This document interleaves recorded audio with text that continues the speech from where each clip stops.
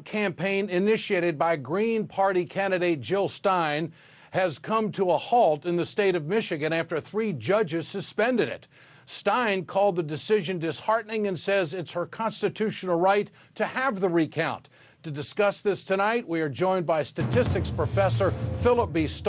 He's an associate dean of mathematical and physical sciences at UC Berkeley. Professor Stark, nice to have you with us tonight.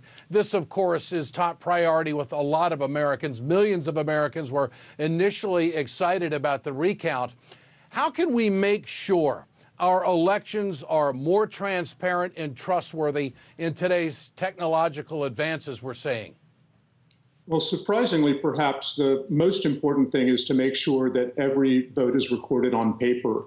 Many states have voter-marked paper ballots or paper ballots that are marked using a ballot marking device to improve accessibility for people who can't manipulate paper physically or need the ballot spoken to them.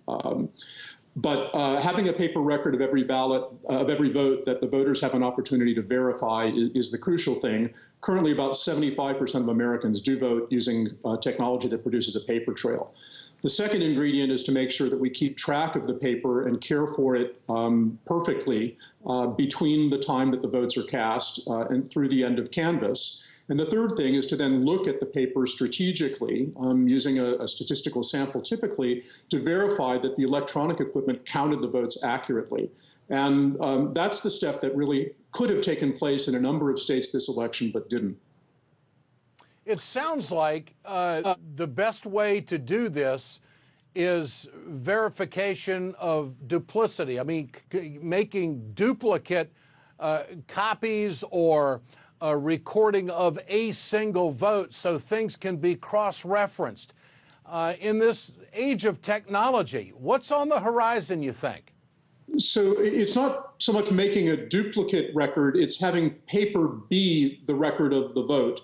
And then if the paper is counted electronically, to be able to check whether the computers function correctly, did what they were supposed to do by looking at some of the paper. I think that what we're going to be seeing over the next few years as the equipment that was purchased in the wake of the Help America Vote Act of 2002 becomes obsolete and needs to be replaced is a move towards more open source and community-owned voting systems. Currently, there are projects in Travis County, Texas, where Austin is, in Los Angeles County, California, and a new project in San Francisco, California, to build their own voting systems that are designed to be accessible, easily usable, transparent, auditable, affordable, more affordable to maintain as well than the commercial offerings are currently. But the big issue there is making sure that they can't be hacked, that people can't get into them, or is that impossible?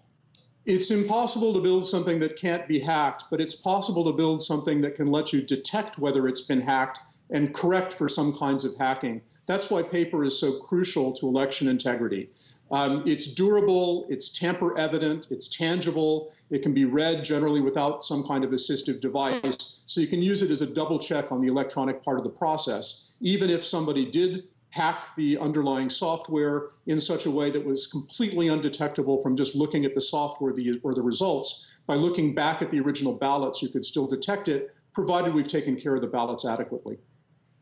And in the recount process, do you see a better way in the future?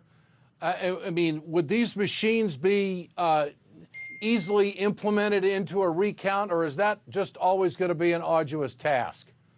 Well, with luck, if we had paper everywhere and we had better auditing, we would be able to avoid a lot of recounts, because it would be possible to get strong evidence that the outcome was right without proceeding to count every ballot. Right now, we're in a funny legal situation where, for instance, the only way Dr. Stein was able to get more scrutiny on the counting process was to demand a recount. There were not laws that provided for adequate audits of the elections in the states in question. The only legal mechanism that was available was to ask for a recount. We should routinely be looking at enough of the paper ballots to give high confidence that a recount would show the answer that was already the reported answer.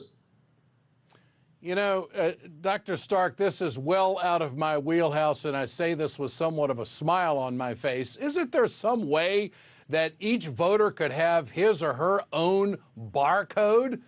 I mean, I can get onto an airplane with a barcode. How come my vote can't have a barcode to make sure that it's absolutely verifiable and correct, accurate, recountable, and everything else? So actually, there are systems that provide something like that. And the one that's being developed right now by Travis County, Texas, has that feature. The important thing about it, though, is that we want our voting systems to be, the technical term is receipt-free. You'd like to be able to have the voter be able to get strong evidence that his or her vote was correctly cast and correctly tabulated, but not allow the voter to prove to anyone else how he or she voted. If someone could prove how they voted, then we'd open the door to coercion, vote selling, so forth and so on. So we'd like to have a barcode that will prove to you how you voted, but wouldn't let you prove to anybody else how you voted. And there's cryptographic and verifiable methods that can accomplish that. Professor Philip Stark, nice to have you with us tonight. Thanks so much.